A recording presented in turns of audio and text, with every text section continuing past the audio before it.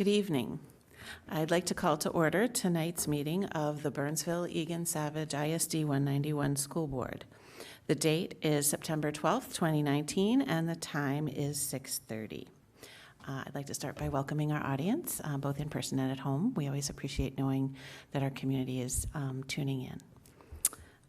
With that, Director Chester, would you please lead us in the Pledge of Allegiance? I pledge allegiance to the flag of the United States of America and to the republic for which it stands, one nation, under God, indivisible, with liberty and justice for all. Thank you. There is one change to the agenda before we go ahead and approve it. There were some additional edits that were just found to the to item 4, Roman numeral 4B, as in boy 1, approving the ice arena lease with the city of Burnsville. So I am going to remove that from tonight's agenda, and it will come back to us after having been edited. With that, I will take a motion to approve the agenda. Moved by Director Schott. Second? Second. Seconded by Director Courier. Is there any discussion? Hearing none. All those in favor of approving the agenda, please signify by saying aye. Aye. Opposed, nay, and the motion carries. Tonight, I would like to start us off by introducing and welcoming our newest member. Yodahit Filipos is a senior at Burnsville High School and our student representative to the board for this school year. Yodahit is an active member of the BHS community and contributes a tremendous amount to and through the Youth Service Program. She sits on the Youth Service Advisory Council and has provided more than 360 hours of service since her 9th grade year.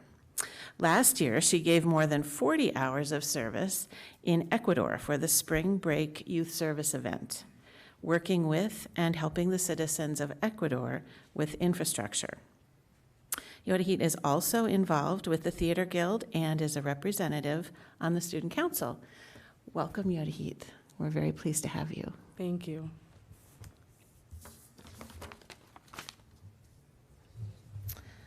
All right. Next, I would like to introduce Don Leake, Interim Director of Technology, and Rachel Gorton, Instructional Technology Coordinator. We are going to receive a report on the new 5-year technology plan. Welcome.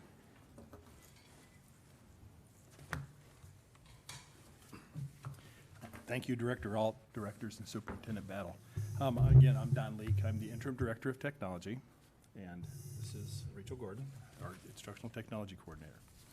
And we're here to present the next version of the 5-year technology plan, running 2019 through 2024. The plan is developed using our strategic roadmap and the vision work from 2020. Particularly the first bullet point of Vision 2020, which is utilizing in technology for instruction. From there, we developed some beliefs based off of our roadmap. Really, it's about being future ready. Computer and IT skills are now a requirement to be future ready for students, for everyone. And every student means meeting the needs of all students. And then the standards in learning. Devices are tools for teachers and students to learn with, to master standards. So before we jump in a little bit to the next plan, we just want to take a quick look back at where we've been in the last few years. So we have highlighted 2015 to 18, and 2015 was when our Vision 191 and the technology levy passed. And some of the things that we've highlighted here are, I would say, some of our big successes that we've seen over the few years. And I just wanted to break these down really quick into years. So in 15 and 16, we started with a CART model of Chromebooks in our social studies classrooms in grades 6 through 12. At that time, we also began Schoology on a very limited basis with our social studies teachers. When we moved to 16-17, school year 2016 and 17, That was when our one-to-one Chromebook, so one-to-one is one device for one student. So that ratio, our one-to-one Chromebook started at the high school and at BOS as well. That was about 2,700 total student devices that we implemented in the 16-17 school year. That year, we also, just like Don mentioned, the devices are one thing, the access to the actual hardware, but the more important piece is the access to learning and different ways to engage with the content in the classes. And so the blended learning cohort started in 16-17 as well. It started with a small group of high school teachers that were willing to kind of dig in and look a little bit differently at their instructional practices. It quickly became really popular. We added a second cohort that first year. In 16-17, all of the focus was not just on the high school, though. We also implemented some brand new classes at the middle school, our digital exploratory classes in 6th and 7th grade, where all of our students had an opportunity to learn how to use the technology, how to use digital resources, and so forth. And we introduced 2 8th grade elective courses for middle school. And elementary wasn't left out either, because we added our digital learning specialists at elementary. So all 10 of our elementary schools began digital learning specialists that year. In 17-18, we moved our implementation of the one-to-one Chromebook program to our middle school. So we added the 3 middle schools in there as well. We continued our blended learning cohorts and so forth. In 2018 and 2019, so last year was a big year for our elementary devices. So we pushed out a lot of elementary devices and digital resources to our elementary schools. 4th and 5th grade are at a 1-to-1 ratio, but our students in 4th and 5th grade do not take their devices home. They stay in the building. We're also at a 2-to-1 ratio, so 2 students for every 1 device in grades K through 3. And again, those are classroom-based. The blended learning cohort last year was the biggest it's ever been. It included mostly middle school and high school, but we also introduced a few of our 4th and 5th grade teachers to start testing out for this year, when we've expanded it now in 1920 for elementary as well. So you kind of get the sense of over the years. And I like to point out at the bottom is that there's always that underlying, it's like a tree, everything that's going above, the roots below, right, is the infrastructure that we need to continue to monitor and make sure that it's ready so that everything above can really flourish. One of the things I love and I'm really proud of is that the technology plan provides a framework for how technology continues to support, first and foremost, our educational goals and our operational goals.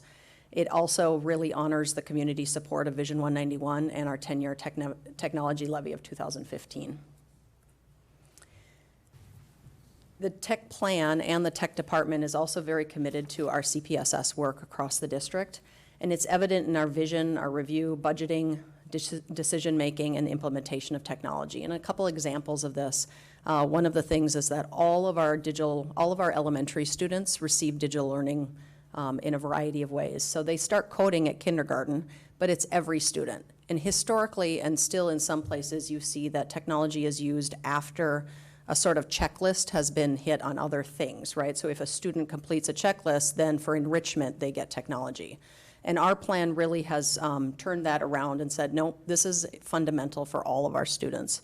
And so we just like to call that out because it really does play a big part of how we put together the technology plan.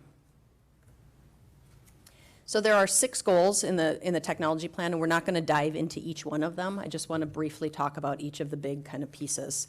So goal 1 is really all about the academic goals, and we support our teaching and learning, our CISA department, our curriculum and instruction, and as they develop what subject areas are going to be worked on over the course of the year, then we partner with them to make sure there's rarely any curriculum materials anymore that are not technology in any way. So work with them as well.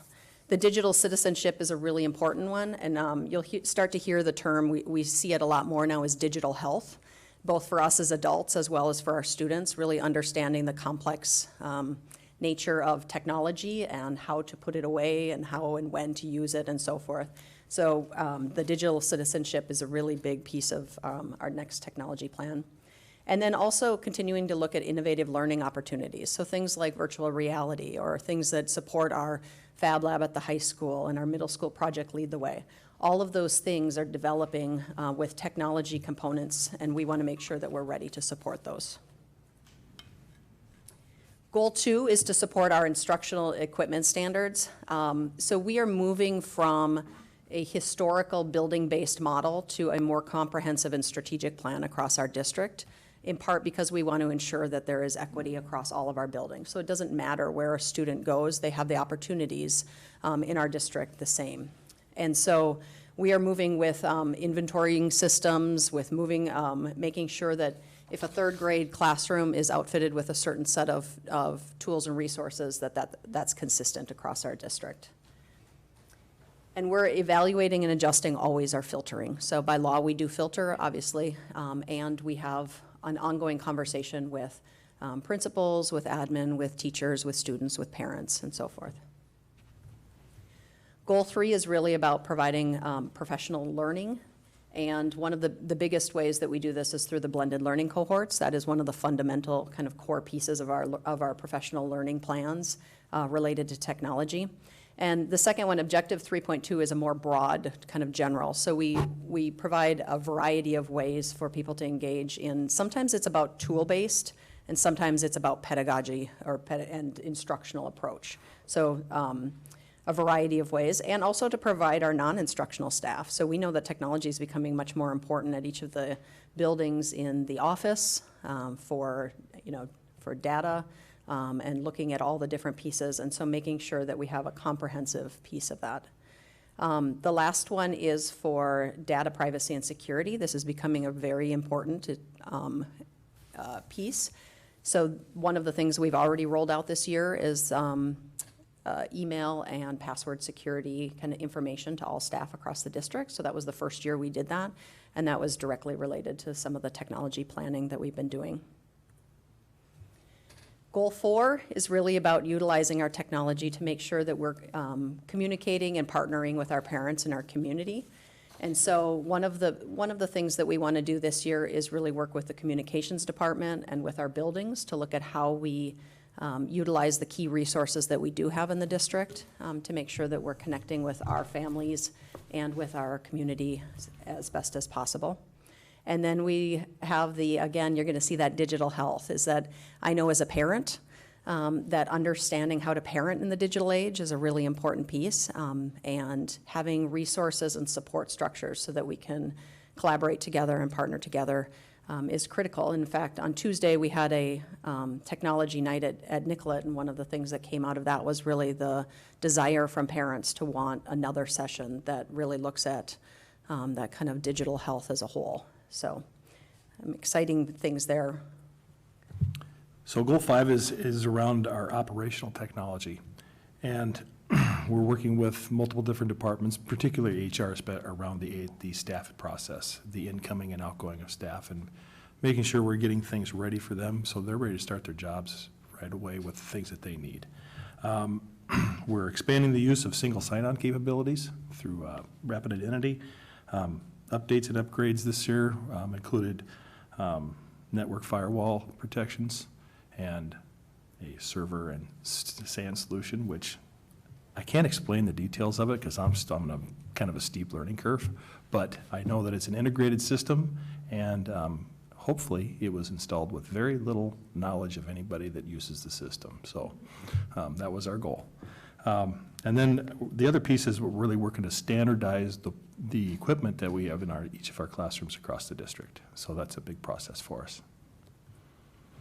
And then 6 is really about that infrastructure. Again, we replaced 48 switches this summer, and hopefully with very little interruption. Again, we upgraded the servers, and firewalls are coming next year. So that's not that. And then we also doubled our, it's the network fiber capabilities. So the fiber optic capabilities of our system are now been doubled this summer. So down the road, we have a 4-year process where we're replacing all of our wireless access points. So they'll be up for replacement. So that's kind of the plan. Great. And that's it. Thank you. Thank you very much. I'll open it up for questions and comments. Director Schatz. Thank you. I appreciate that. I love it when the reports just lay out exactly what the goals are and what each step of those are going to be. That helps me tremendously to understand what's going on. My question is about equipment. I don't see in any of these goals, other than the infrastructure piece, equipment changes and upgrades and things like that. Everything looks, or at least for the most part, looks like training and kind of back office operations type things. Is that accurate, or did I miss? Are you referring to like in the classroom, like? I don't know, I don't equipment, or- see, so when I'm scrolling through the goals, I don't see, this looks like, I don't see like we're upgrading machines, or we're adding machines, or, equipment and things like that. And So we have a plan, we have an equipment replacement plan for desktop, laptop computers, as well as for all of the Chromebooks. So every year, we cycle Chromebooks in and out of the system, and every year we cycle computer devices in and out of the system. As they age out and they're no longer workable on our network. So that's in the plan, and so the levy that supported the one-to-one, we're now in year 4, so some of the devices in our seniors' hands are 4 years old. And so when they come out of their seniors' hands, next year the 9th graders get brand new ones. So every year we're at least replacing 6th grade and 9th grade devices. And then as we roll through the process, the elementary devices get rolled into a year-by-year setup. So that is, we do have a plan for that, and we work it every year, so. Great, you already have that process in place. It's just not real, I didn't see it there, and which is completely fine, I just wanted to understand if this included equipment, these goals and plans that you had included equipment, but you already have a plan for existing. It's part of when we talk about standardizing classroom access and pieces, it's embedded into there. Because we also feel like there has been a lot of really great support from our PTOs and at the building base that have perfectly workable equipment, and we certainly don't want to take anything out, but as things need to be refreshed, that's part of that standardization of ensuring that a 3rd grade classroom is similar across our district. Any other? Director Courier. Thank you. Under Goal 3, for our viewing audience, would you define blended learning cohorts?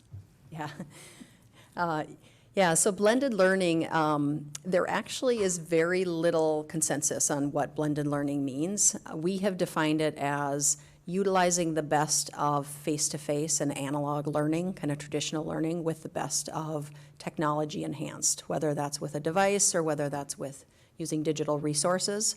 And so our goals have been to say that within any class, that you take the best of both and blend them together. And so that's kind of the focus that we've had. Other places do define blended learning in different ways, but that's really where we've landed.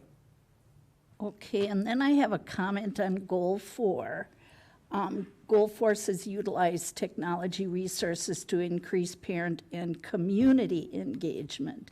And your 2 objectives pretty much deal with parent engagement. And I just encourage you, we have perhaps the strongest community education department in the state, that you tap into that community education department, maybe using this goal. So it's just a little nudge to tap into our community education. Thank you, Director Courier. Other comments or questions? No? I have a couple. Director Courier, since you mentioned engagement and Goal 4, I actually did have a question about the parent side. I'm aware that pretty much all of our staff this year are using Schoology now for grading assignments. And I didn't hear you talk about how we're going to help parents figure out the new system when they've been between 2 different systems, ParentView and Schoology. Yeah, so we are 6th through 12th grade are using Schoology much more comprehensively this year, including the grading piece. And what we found over the last couple of years and the feedback from our secondary parents has been that it has been confusing to have the Synergy gradebook and the Schoology gradebook. So we are in the process of a couple phases. Phase 1 is that if everybody's using the Schoology gradebook, Phase 2 actually will bring in the sink that's going to go into Synergy.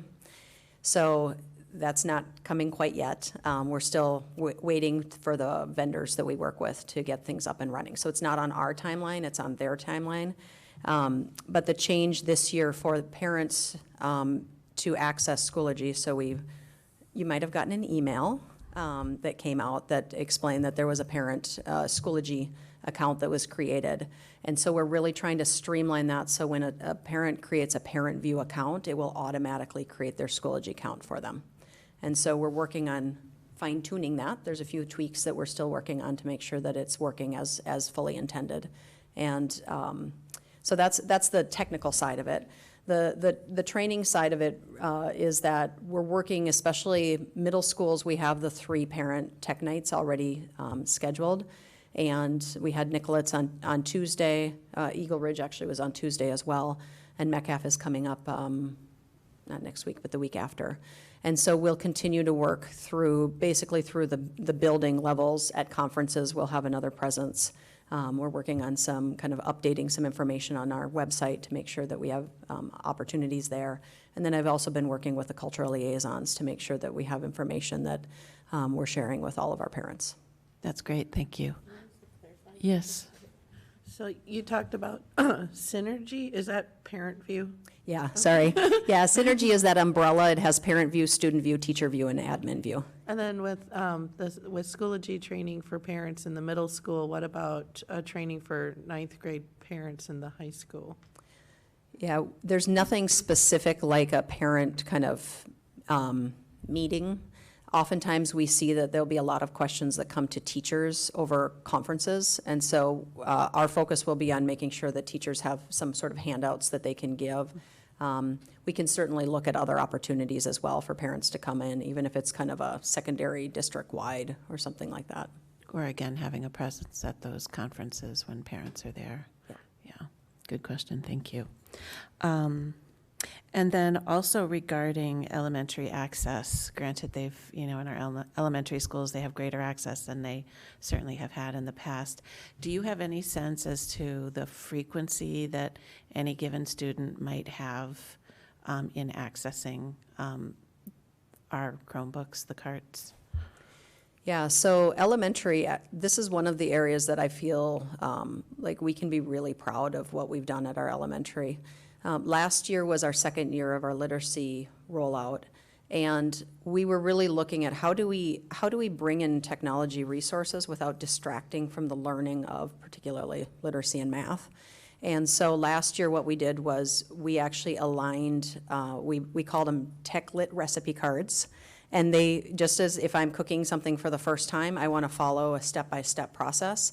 And these tech lit recipe cards combine the literacy objectives, so, and there are kind of tech extensions that are in the curriculum with the resources that we have available. So if I'm a second grade teacher, it is tailored to me as a second grade teacher and what I have in our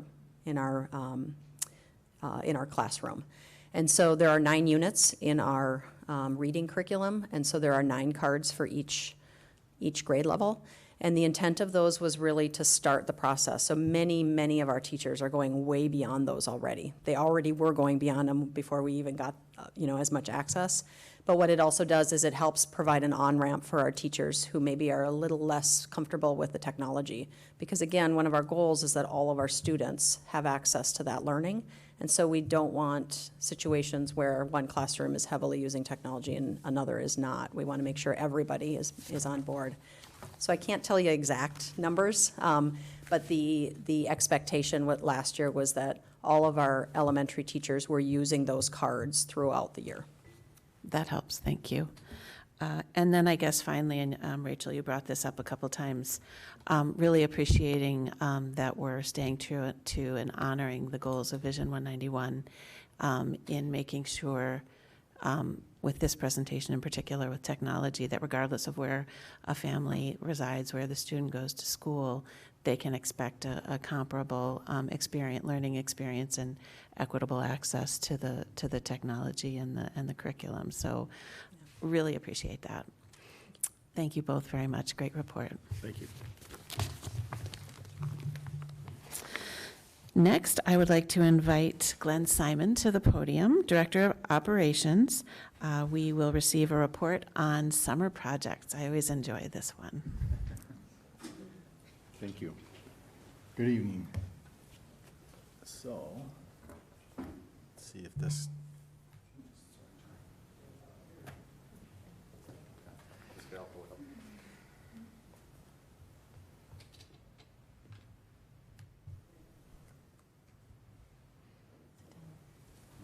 Did you have a presentation? Yeah, I did.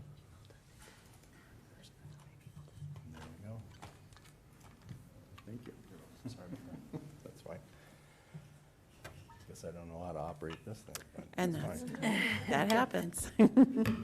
So, I'm here tonight to give a report on summer projects that happened this past summer. It was a pretty busy summer, actually. So, at the Burnsville High School, the tennis courts were reconstructed and new LED lighting was installed. It replaced halogen lighting that wasn't working real well. And so that was done. At the Burnsville High School as well, I had the varsity baseball field backstop reconstructed to hopefully prevent foul balls from getting into the tennis courts while they're both playing. The old backstop was a 30-foot high backstop with netting. This is a 40-foot high backstop, full chain link now, so really hoping we prevent that from happening in the future. At Nicollet Middle School, the tennis courts were reconstructed as well. Here at Diamond Head, the glass elevator that's so famous here is being redone. It's a new elevator now. It's not totally complete yet. Expect in the next 2 weeks that it'll be completed and be in use.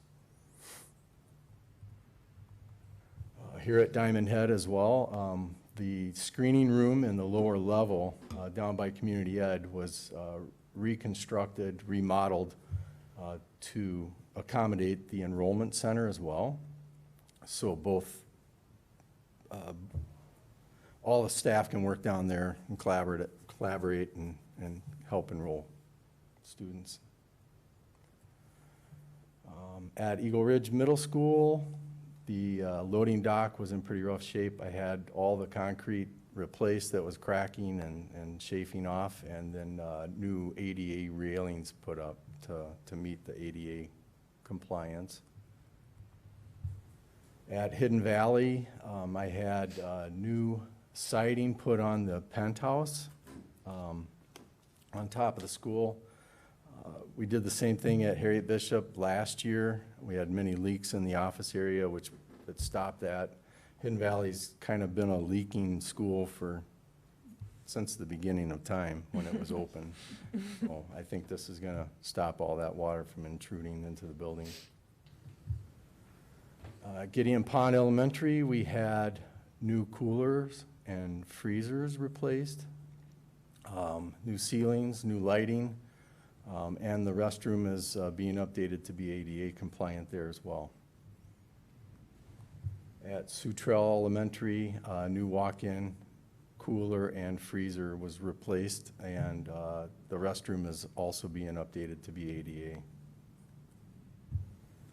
At Sky Oaks, in the cafeteria entryway, there was an old plexiglass entryway there that was just a mess, so we had that taken down and put a new entryway in. It looks pretty nice. And at Metcalf, had the entire fire alarm system replaced in that building. Thank you, that was it. Great. It was a busy summer. Thank you, Glenn. Yeah. Any questions or comments, board members? Director Schatz, yes. As a near miss recipient of one of those foul balls, I thank you. I just have a quick comment. Sure, go ahead. So after the fire muster parade on Saturday, I walked home, cut through Nicollet, and I was very impressed with the new tennis courts. They look beautiful. So well done. Thank you. Anything else? Well, I always appreciate that, you're so, did you have something, Dr. Bell? Okay, I'm sorry. I always appreciate that you always span the district very thoughtfully with your summer projects. And because of your attention to the details of our schools, we are just can be so proud of the quality of our buildings and the level of, care and cleanliness that goes into them. So thank you. Thank you. All right, next, Brian Gersich, Assistant Superintendent, is going to give us a report on our facilities and give us an update. Welcome. Thank you. Just 1 second.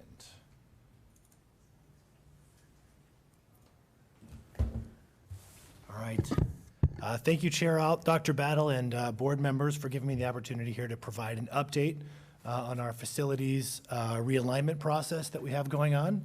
I know that when I met with the team in August, there was certainly a lot of information, but after a month, this is just kind of an update of where we're at as well as some additional detail that we now have. As noted in that second paragraph of the summary document, the one that I've projected, but I'm not sure if anybody can read that.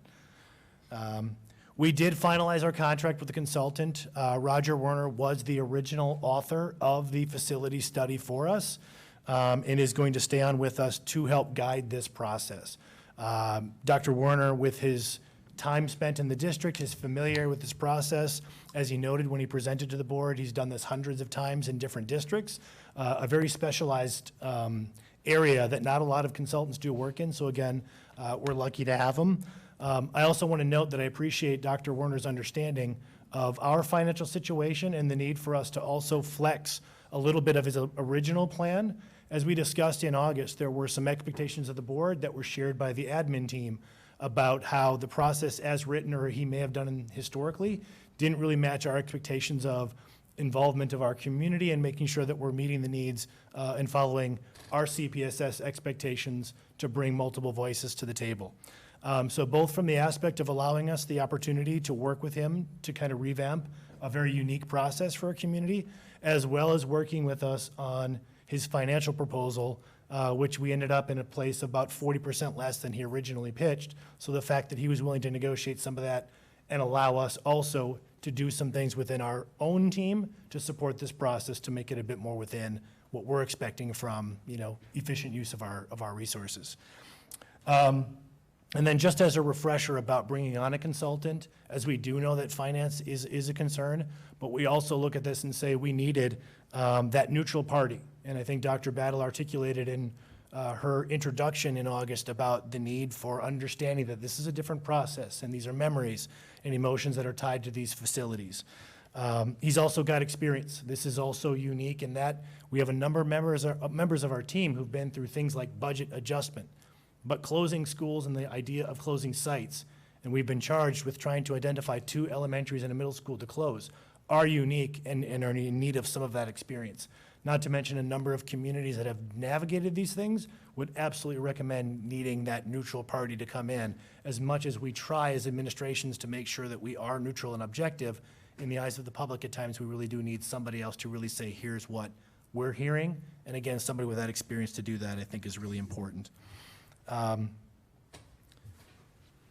The last piece of that with the consultant is also just the sheer amount of time that goes into this. And again, this is an extensive amount of work that's been done already and a lot of resources that have been spent within the district as a part of this process. I can't imagine what it would be like to have this time commitment without that additional support from somebody who has been there, done that, as we navigate some of these things.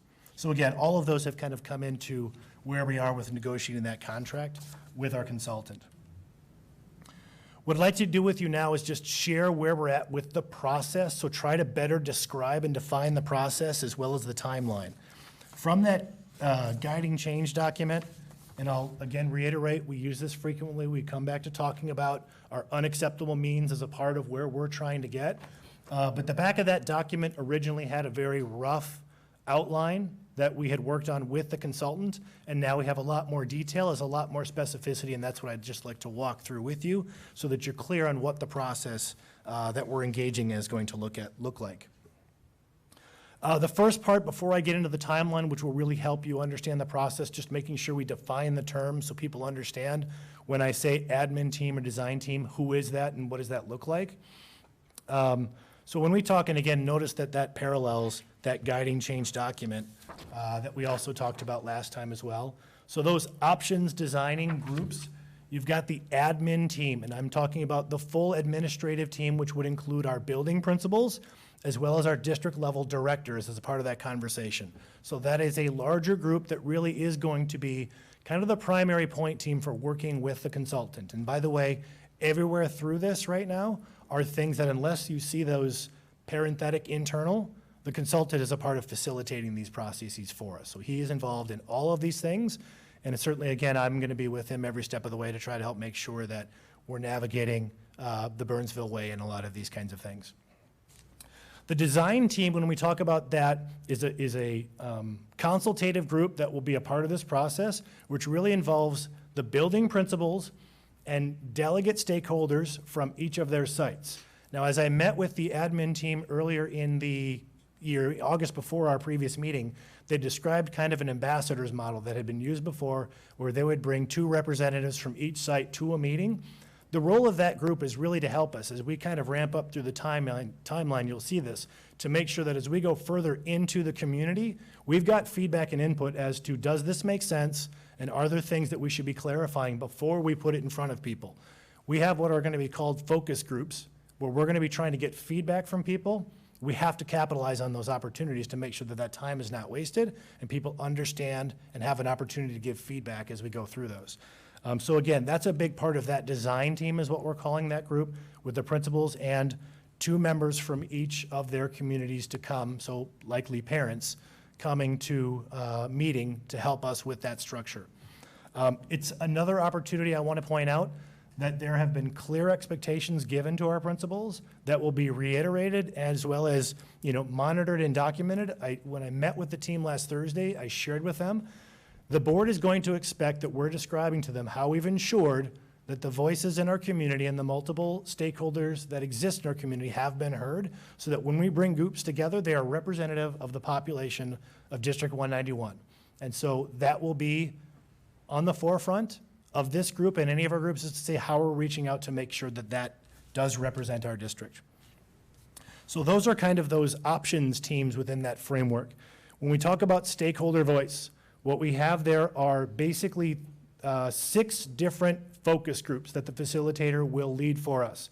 The first 3 are going to be at each middle school. Site is still to be determined. We may need to go to an adjacent site because of some community ed programming, so we're still looking at that. But it will be clustered by middle school and the elementary schools that feed into that middle school. And I'll talk in a little bit, it's on the next page here, about what those focus groups will look like. Then they're going to have 3 other focus groups that we've contracted. Right now, we're still finalizing what that might look like, but we're looking for an opportunity with those is potentially to present one of those meetings in Somali, 1 meeting in Spanish, and then 1 meeting that would be just a general community stakeholder, its own group for potential people within the community that might not be parents in our district to come and have an opportunity to be a part of one of those focus groups. Again, we're fine-tuning that. Do those focus groups with other families become a portion of those other nights, their own separate meetings. Stephanie White is going to be working in a meeting that I'll come into next week on Tuesday with our cultural liaisons to try to have their input as we design what those are going to look like. Then you see site and building with staff, that's an internal. So what we're going to be asking is our building principals to do a very similar, follow the same general outline of the focus groups at each of the sites, which will give all of our employees an opportunity to go to a meeting and have some voice in this process as well. The facilitator will not be a part of those, but the facilitator understands that that data and information that is extracted will go into part of his decision-making or part of his, basically large database. And then other community events and input opportunities, that's something that Aaron Tinklenberg and I will be meeting about a little bit tomorrow as well as ongoing as a part of our communications plan. What other avenues, whether that's feedback surveys on our website or opportunities to give surveys at other community functions, we have that accessible to people if they want to give feedback. And then that next page where it talks about tentative agenda for focus groups, this is kind of the outline for what that would look like. So the consultant would be there and kind of give a general presentation, helping people understand how have we arrived here, taking some of the data from that facility study that he did, and giving that information to the public. Then having an opportunity for some individual feedback that asks people a little bit about their opinions on now seeing that evidence. What's their level of agreement with the fact that we're proposing to close sites? Get a gauge for what people are actually thinking about. Is there support for the idea? And if so, what does that look like? As well as, if sites are to be closed, what do they believe are the most important criteria? I think you could agree that when we look at our different sites, there are probably countless pieces of data that could be used as a part of this. What are those most critical pieces of information that people, the public, parents, families, stakeholders believe we should be utilizing as a part of this? Whether that's the size of the school as far as how many students does it fit, how many students are actually in it, geographic location, condition of the building, et cetera. A number of different pieces of data that were in that study or that weren't in that study that we could come up with. And then tabletop discussions, and this is where we talked before too. The first part of that could be additional feedback about the recommendation, and others of that could be a part of that last piece of the guiding change framework, the implementation and refinement, as people are going to share their fears or feelings about change or what that would look like, so that we at least have an understanding of what we're going to have to plan as a part of implementation if and when we do identify schools to be closed. And again, that's a proactive nature of saying, what are we going to do this winter and this spring to prepare for what would be actually implemented in the fall. See, I make all these notes and then I don't pay attention to them, so it's hard to figure out where I am in my notes.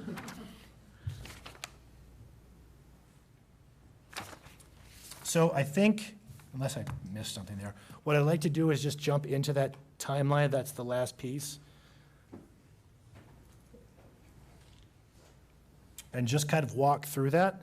Certainly, we tried to make this firm and met with the team, the admin team, that's that full group with directors and principals, last Thursday, because we needed to map these things out. As we said from the beginning, and we've all acknowledged this is an aggressive timeline, we've got to reserve these dates and get things moving to make sure that we hold ourselves accountable to getting things done.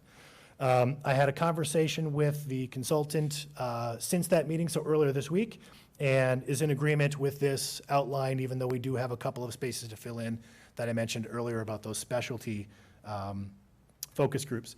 So next Tuesday, he's going to be in the district meeting with our admin team at 2:30. After that, we will be talking about that first meeting of the design team. That will be coming up the following week on the 23rd. Right now, we tentatively have scheduled the week of September 30th with that first community group, but realistically, anytime between then and when you see the week of October 14th, we need to have those 3 community groups somehow scheduled, depending on how those fall out. You'll note that we have the 3 focus groups for each of the middle schools scheduled, so that's October 2, 7, and 9 for those 3 different sites. And how we picked those was just to make sure that the Eagle Ridge principal and the principals of all the schools that feed into it collectively came together to make sure that all of those principals are available on that evening. You know, understanding there's a lot of meetings here, I told our principals I need them engaged as much as possible, but I needed them at those meetings because that's when their families are going to be represented, and so it was really strategically picking sites and times when they would be available. Then you've got the week of October 21st, examination of data and strategy planning. What that means is an opportunity for myself to look or to digest the information now that we've received with the consultant and talk about now what are the other meetings that we need. When you look at October 28th, we've reserved 2 different times for the admin meeting, the full group, or for the design team, which would be that ambassadors model group. Depending on what information or questions we have left, we may need one or both of those meetings. So it really is kind of a placeholder. And at that point, circling back with the consultant to say, what are the outstanding questions or things that we have to do with this process, or what should we be communicating? The week of October 28th, that's really, again, so you would have that next meeting with the admin team or the design team. That's when the final, criteria or other, consultation to verify what is the data that we're really going to be using to make this determination. To be utilized then the week of November 4th for preparing the board recommendations. That could be meeting with the superintendent and the administrative leadership team. And then potentially also then with the building principals, or certainly would be sharing with both of those groups. A potential, again, after that, for that week of November 11th, for another admin meeting or design team meeting, again, dependent on what the needs are at that point. Identify and recommend at the board meeting on November 14th. That's when the actual formal recommendation would come to you from the consultant to say, these are the identified sites that this process has yielded that we recommend should be closed. Public hearing then on December 4th, and a final board action on December 12th. And when I say final board action, you've got the public's opportunity to offer input. That would be the time when certainly the board would be, and as Dr. Werner is going to be expressing throughout this process in his presentations, as a board, you've got really three options when the recommendation comes to you. You can accept it outright as it exists, you can reject it, or you can modify it. And as the governing body and as a decision-making body, as the people making the choices in the district, all of those are your right, and he expects to make that clear all the way through. Ultimately, the final decision is yours, and you have those three options as the governing body. And so that's what I'm saying. December 12th is when we would earmark. Certainly, again, we know we do have some flexibility, but not a lot, if we needed to move that into January. But even knowing some of the implementation steps, which are relatively unchanged since our last meeting, so I won't necessarily get into those now. It's going to be aggressive, too, to get through all of the implementation steps and all the things that go into staffing and redrawing boundaries, et cetera. That's probably longer than I was supposed to go anyhow, but that is what I have for you this evening. And that's okay. It's a big topic. All right, I would like to open this up for questions or comments. Director Hume. So thank you for what I imagine has been an extraordinary amount of time that you've already had to invest in this process. I have more of a comment than a question, I guess. You touched on it, but I think it's really important that we do everything possible for the community focus groups I'm thinking of specifically, that we're really trying to get input from people who don't currently have kids in the district, whether that's our people who maybe have had kids in the district in the past, or younger families who may not yet have districts, but that's a really important group that I think we have to make sure we hear them as well and not overemphasize the people who currently have kids in the district. So thank you for having that covered in here, but I just want to kind of reemphasize how important I think that is. Yep. Absolutely. I know that we have a number of really good community partners as well that we want to engage and help give an opportunity to give feedback. So I think that's another group within that community group that we want to reach out to, as well as those people that are partners for our district who are very active. So thank you. Yep. Thank you. Any other comments? No? I had a couple. First off, I really appreciate all of the effort and time and energy that you're putting into this, you and the rest of the team.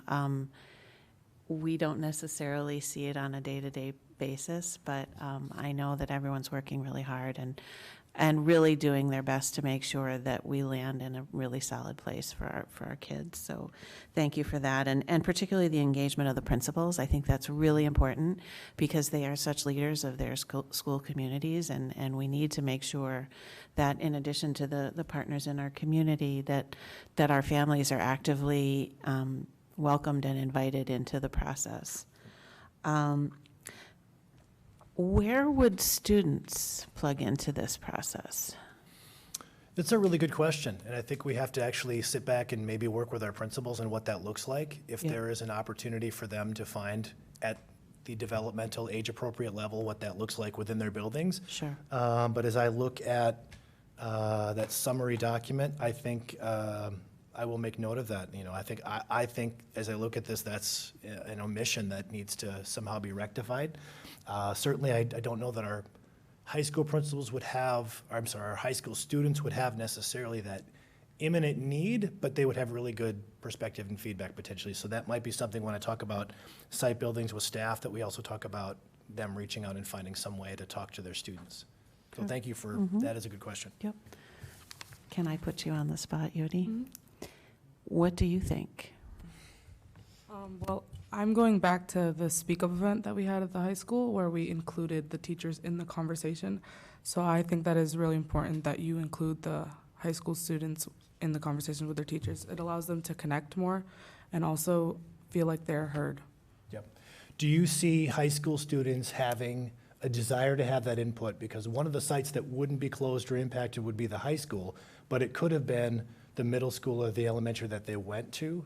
Do you believe that there would at least be a group of high school students that would have a desire and an interest in being a part of that conversation? Yes, Absolutely. yeah. Yep. I would. Yep, thank you. I think we might be looking at one. Yes, Yes, somebody who can help us find others if it came Yeah. down to that. And certainly I had to work with Mr. Halke on that process. But Dr. Battle? Thank you, Chair Alt. Previously, I mentioned, unfortunately, I've had too much experience in this area, and in my previous experience at the community meetings, the students were there. The parents did bring children in a different process not related to school closing. It actually was set up so we did get input from the students in a very different, developmentally appropriate way. Yep. So that will be a part. We'll make sure it's integrated, and thank you for your ideas and your question. Great, thank you. And I think finally, well, there, I guess, two more points. One is appreciating the fact that, you know, we recognized that we needed an external consultant to help us with this process and to kind of weave together that expertise with, Brian, I liked your label, doing things the Burnsville way, making sure that that we are staying true to what we hold important, and that we were able to do that at less cost than originally anticipated. So good negotiating on that point. Thank you. that was an easy part. That wasn't easy. I figured.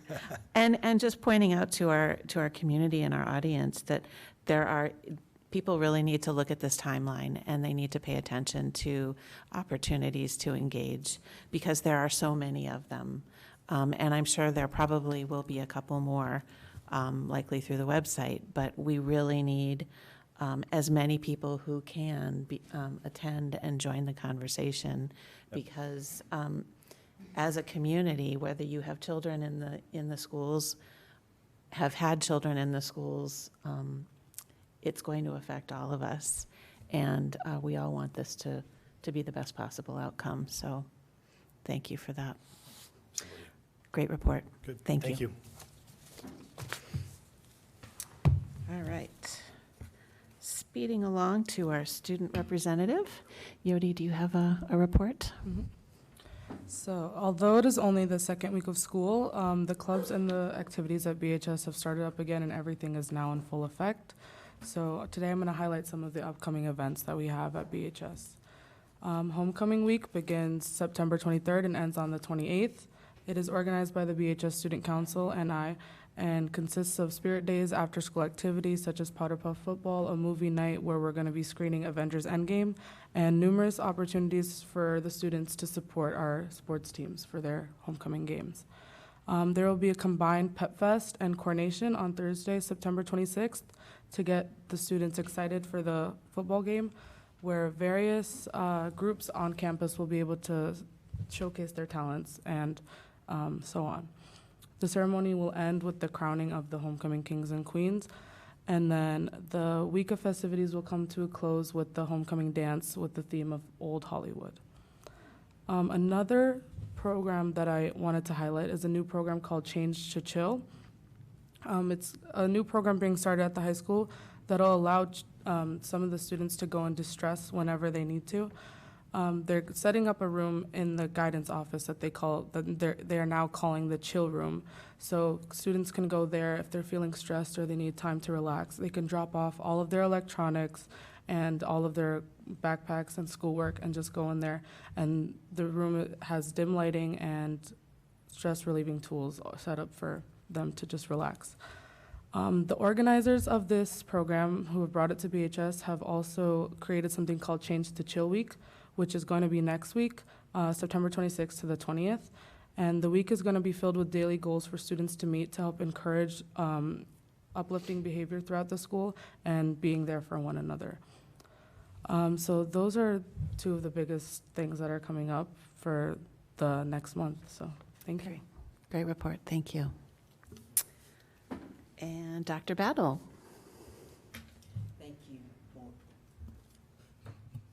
Thank you, Board Chair Alt, members of the board, and welcome to our student representative, Yodahit Philippos. Tonight, I just want to take a moment to reflect on the start of the school year and my first in District 191. And in particular, I'd like to highlight the first day of school. It was such a pleasure for me to visit several schools on what was the first day of schools for grades 1 through 12, and then again when kindergarten students arrived 2 days later. The highlight of that day was helping 80 kindergartners get through the cafeteria line at William Byrne Elementary.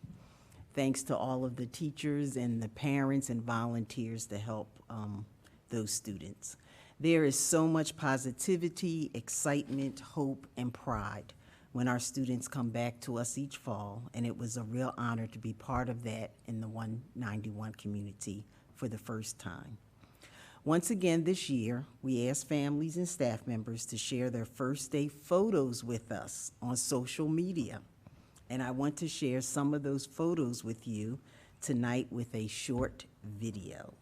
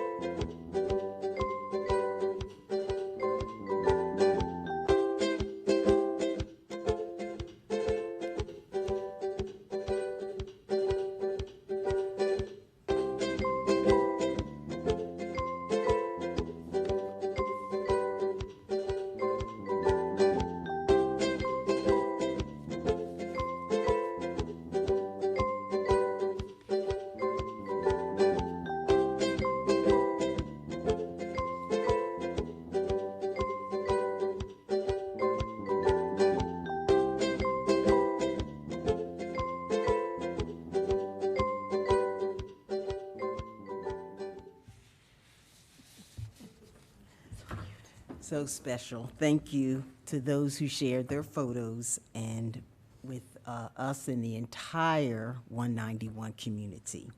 I do want to share a couple of interesting facts with you. On the first day, we served 1,468 breakfast meals, 5,039 lunch meals. I think students were too excited in the morning, or as one parent told me, her son was dressed and ready to go and said, I already had my breakfast. What time do I get the bus? And on Friday, we served 2,962 breakfast meals and 5,622 lunch meals.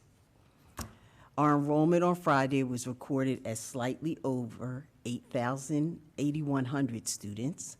And Smitty and Sons were up bright and early to make sure all the buses were rolling. There was a 5:30 a.m., the first day of school interview by Lindsay, their human resources person on WCCO, and all of the buses were ready to go. So thank you to Smitty for all their wonderful work the first week of school. We know we're a big organization, but sometimes it's just astounding to remember the amount of collective effort that goes into welcoming and educating all of our students. So thank you to everyone who helped make this a successful start to the school year. And that concludes my report for tonight. Oh yeah, as one shirt said. Thank you. Thank you. Are there any board member reports? Yes. Director Courier. Yes, as usual, I have a report. Chair Alt and Superintendent Battle and fellow board members. Just a reminder that tomorrow night is the Hall of Fame ceremony and football game. The Hall of Fame ceremony is held in the Mraz Center. Hors d'oeuvres prepared by our culinary students will, and that begins at 5 p.m., but I think if you get there a little bit early, they will be prepared, so, you can get there around 4:30. The program begins at 5:30. The inductees this year are Bruce Anderson, retired math teacher and coach, Brady Bedard, class of '94, National Music Promotion Executive, Terry Brown, class of 1971, award-winning artifact restoration and installation professional, Joan Brzezinski, class of 1980, International Relations, and Rick Nelson, Star Tribune, class of 1978, author and journalist and restaurant critic. So he's a Burnsville High School graduate. I didn't know that till I participated on this committee. So, and that's tomorrow night, Hall of Fame, game and event. So that concludes my report. Thank you. Are there any other reports? All right. With that, we will move on to the business portion of our meeting. The consent agenda, although board action is required, it generally is unnecessary to hold discussion on these items. In the event a board member wishes to discuss an item, that item will be moved for separate consideration. Is there anything that board members would like to separate? Hearing none, I will take a motion to approve the consent agenda. Moved by Director Hume, second? Second. Seconded by Director Chester. All those in favor of approving the consent agenda, please signify by saying aye. Aye. Opposed, nay, and the motion carries. Turning to new business, I would like to invite Stephanie White, Director of Student Support Services, to the podium. We are being asked to approve an agreement for co-located mental health services with Headway Emotional Health Services, Inc. for 2019-2020. Welcome, Stephanie. Thank you. Good evening, Chair Alt, Superintendent Battle, and Board. I'm here tonight to present a contract from Headway, which has been a partner, longtime partner for the Burnsville Public Schools. And to start with, a good partner that I'd like to say has been with us for many years to serve our families and students. And to their credit, as we continue to work through our budget and having to cut the contract and the funds that we put towards that, they have hung in there with us and have presented a contract that serves the schools that were listed in this draft that you were given. They have also proposed a different contract for the 4 schools that are not mentioned, and we're still in the process of working through that. At the same time, we have our student support teams looking at how we can diversify the supports for our students and families so that we make sure we're not a one-size-fits-all, and that's a good thing for us. A silver lining maybe in the process that we're working through. But I do recommend that we adopt this contract with Headway and continue to work through our processes as we right-size our district, and that will be one of the processes that will align as we determine our facilities and where our students are. Great, thank you.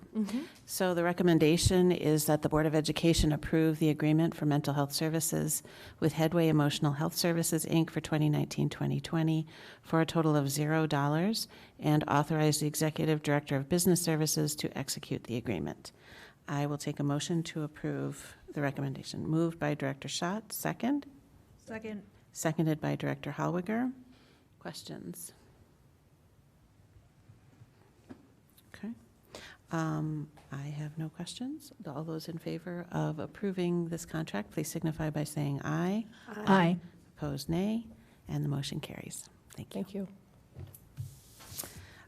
Next, I would like to invite Stacy Sovine, Executive Director of Human Services, to the podium. We are being asked to approve the proposed revisions and readopt the unchanged language in 2019-2021 master agreement with the Burnsville district-wide administrators. Welcome, Stacy. Good evening. Not sure which mic is the mic I will use. I'll use this one here. Looks like the center one. On August 20th, I met with representatives of the district-wide administrators. There are 14 members within that group. The group represents folks such as the Special Education Director, Community Education Director, CISA Director, Communications Director, Food Services Director. That's pretty much that line, or that band of individuals. We had 4 language items that we were discussing at the time. The major changes that we made was an increase to the 403B matching up to $3,500 a year. Modifying long-term disability language and allowing steps for both years. There was a 1% increase on year 1 and year 2 in the salary schedule, and with a 2-year increase cost of $71,275 for salaries and benefits. The MSBA 2-year package increase is 2.31%, which is quite modest. The 1% increase in the salary schedule is in alignment with the other policies that the board has already passed for terms and conditions of employment for community education, unaffiliated, and confidential groups. Great, thank you. The recommendation is that the Board of Education approve the proposed revisions and readopt the unchanged language in the 2019-2021 master agreement with the Burnsville district-wide administrators. I will take a motion. So moved. Moved by Director Courier, second? Seconded by Director Hume. Questions? Hearing none, all those in favor of approving this contract, please signify by saying aye. Aye. Opposed, nay. And the motion carries. Staying with Stacy, we are being asked to approve seasonal, casual, and temporary employee rates of pay for the 2019-2020 school year. Okay. Each fall, I bring before you what we call a casual wage scale. These are items that, such things as ticket takers, I almost said gatekeepers, but gate attendants for the different games, substitutes in different areas, summer school types things, athletics, a number of different areas that are not identified specifically in our negotiated agreements, yet are positions in which we have to pay. We bring these rates to you each year so that as we go through the audit process, our auditors can also assure that the rates that we are paying people are rates that you have identified and approved. So everything ties out and no one is getting paid anything additional or under the table. It's a compliance type of a thing. Really, we have very few changes on this. Probably the most noticeable one was actually increasing the rate for student workers over the age of 18 to align with our minimum wage change that will be upcoming. Great. I will, excuse me, I will take a motion to approve this recommendation. Moved by Director Schatz, second? Second. Seconded by Director Courier. Questions? Hearing none, all those in favor of approving this recommendation, please signify by saying aye. Aye. Opposed, nay. And the motion carries. And one more, Stacy? One more. All right. Approve, approve on a first reading basis changes to policy 419, tobacco-free environment, possession and use of tobacco, tobacco-related devices, and electronic delivery devices. This is a very timely policy. If you're following in the news, the events that are happening across the nature with the vapor products. And quite frankly, this is an update just to stay current with the technology and the changes to all the tobacco-related type of devices and smoking. And that's primarily what is occurring within this policy, is just trying to stay current with the technology and the different devices that are out there. All right. Sorry. All right. I will take a motion. So moved. Moved by Director Chester, second. Second. Seconded by Director Hallweger. Are there any questions? No? I actually do have a couple. So these edits, these came as recommendations from the Minnesota School Board Association. That really is our first filter. All of our policies, as we go through our process, by policy, we review them every 5 years. By practice, we actually have them on a 3-year cycle. First go of it is through the MSBA. They provide the edits, then the local policy committee will refine those to fine-tune them to our needs specifically for our district. But yes, these are primarily from the Minnesota School Board Association. Okay. Just a comment for the next reading. There's a typo at the top of page 419-2. Smoking cessation is one single word and will need to be adjusted. And I guess my other question is, as I read this, really the offense comes when somebody is carrying the vaping device. I'm sorry, I didn't hear what you said. Someone simply carrying a device is where In violation as well. is in yeah. violation of policy. Yep. So this is a couple of questions on that. What would enforcement look like for our students? In terms of enforcing this, how do we determine that a student is carrying? Well, I'll be careful, it's outside of my realm because I'm in the HR piece and not the Yep. student-related piece. However, back in my days when I was in the classroom, often it's when the students themselves are presenting it, putting it out as far as, it's like, well, things were in their pockets, but they're showing other students. And once staff become aware of it, then it's much easier to enforce at that point. So I imagine you probably coordinated with your fellow colleagues on this too. Because I guess we might need to, I would be interested to know, it's not, simply it's just noticing the student with the device. That's more it. times than not. Yep. So is it truly enforceable?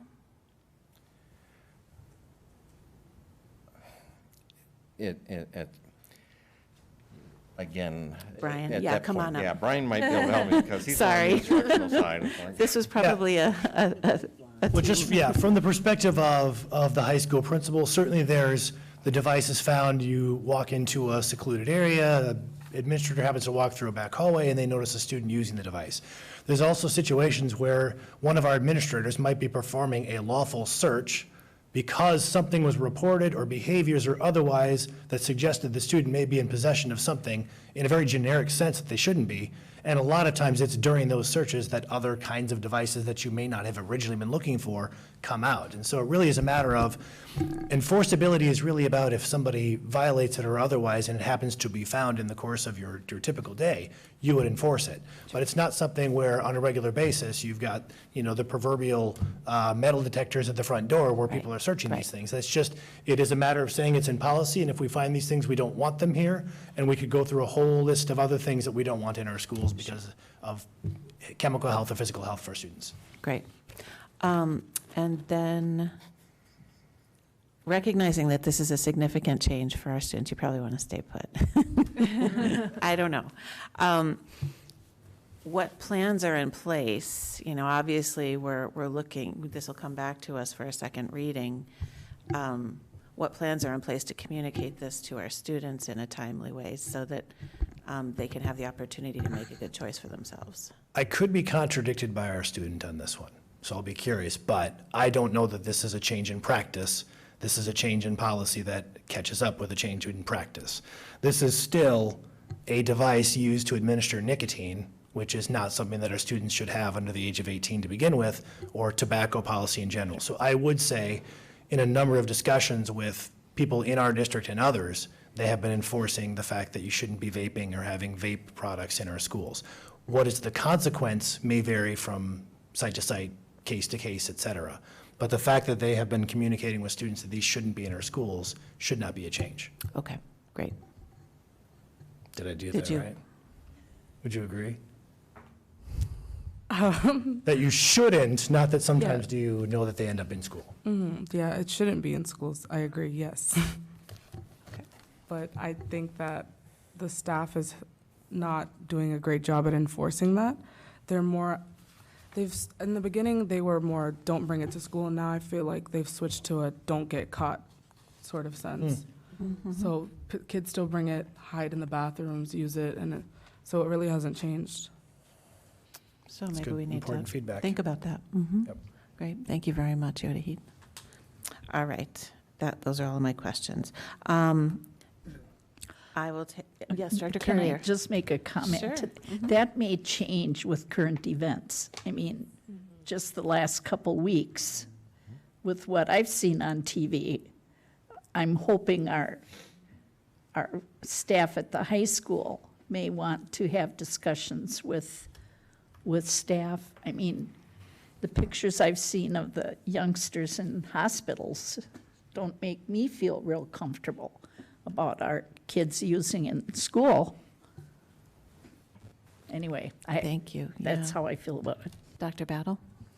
Thank you, Chair Alt. I think our core business is learning and teaching, and so I think coupled with this change in policy comes education. And so we need to look to some of our medical experts, Minnesota agencies such as Minnesota Department of Health, and then how do we get that information to adults, parents, teachers, staff, and as well as students, as we're finding more information about the harmful effects of this particular tool. So I think education is really key, and we'll have to build that in with the high school principals and staff. And I also really think we need to look at our middle schoolers as well. Yep. So thank you for the questions and comments. Thank you very much. With that, all those in favor of approving this policy, please signify by saying aye. Aye. Opposed, nay. And the motion carries. Thank you, Stacy. And Brian, you're already in place. We're being asked to approve on a first reading basis changes to policy 503, student attendance. Yes, thank you. As Stacy already had described kind of the process for being up for review for some of these policies, I'll maybe just stick to the changes that are proposed here in policy 503, which relates to student attendance. The first recommended change, and I think the biggest of the changes in here, is on page 503-3, which basically takes one of the items that is listed currently as an excused absence and adjusts that. Right now, the current language does not follow School Board Association model policy, and actually, as it's written, does create a conflict with the compulsory attendance law for students in the state of Minnesota, in that it is ambiguous, and underneath that category, you could technically have an unlawful excuse that someone would individually, subjectively determine as necessary. So we're recommending we return to model language of emergencies, family emergencies. Former Superintendent Amoroso did share with me that the reason this change was originally initiated to move away from MSB model language was because of some inconsistent practices and issues that were coming up within our team. However, she would articulate that over the course of the past 5-ish years or more, that a lot of work has been done to align those practices, and that returning to the model language would probably be an appropriate timing. We also met with representatives from the county last spring who also advocated for some of these adjustments to help make sure that the district is doing its part to encourage good attendance, so that as they're trying to work with families potentially for truancy situations, which they don't see as punitive, they see as giving a family support to encourage good attendance, that they have the tools that they need to do that as well. So again, that was part of their advocacy as well.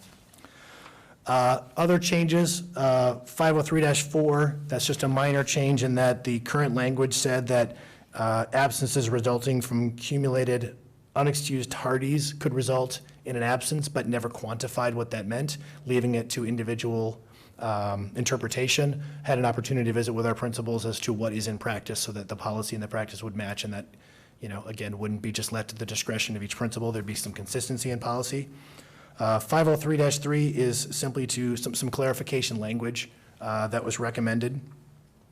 In 503-6 gave some opportunity, instead of identifying middle school, junior high, and high school, which has changed over time, to just say our secondary sites and leave it more general.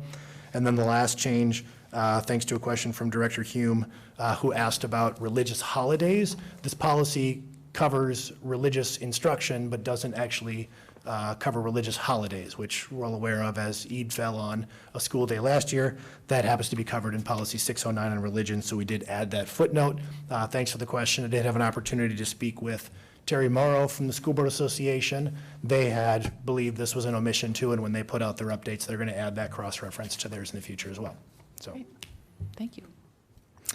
Terrific. I will take a motion to approve policy 503. Moved by Director Schatz, second. Seconded by Director Hume. Questions? Hearing none. All those in favor of approving this policy, please signify by saying aye. Aye. Opposed, nay. And the motion carries. Thank you. Next, I would like to invite Erin Tinklenberg, Director of Communications, to the podium. We are being asked to approve on a first reading basis changes to policy 906, community notification of sex offenders. Welcome, Erin. All right. Thank you, Chair Alt and board members. You can see in front of you just really a handful of small changes to this policy. After going through review, the changes are primarily designed to align the policy really to what our practices are. Not every school district handles these notifications the exact same way, but this is a very common way, and this was developed in consultation with some school districts around us as well. I'll be happy to try to answer any questions you might have. Great. I will take a motion to approve this policy. Moved by Director Schatz. Second. Seconded by Director Courier. Questions? Just a comment. Thank you for aligning it to practice. That's helpful. You're welcome. With that, all those in favor of approving policy 906, please signify by saying aye. Aye. Opposed, nay. And the motion carries. Thank you. And momentarily, we will adjourn to a workshop on the State Demographer's Report with Lisa Ryder presenting. After that, we will adjourn to a closed session as permitted by Minnesota Statute 13D.03 to discuss ISD 191's labor negotiation strategy. I will take a motion to adjourn. So moved. Moved by Director Howiger, seconded by Director Chester. All those in favor of adjourning, please signify by saying aye. Aye. We are adjourned. Let's take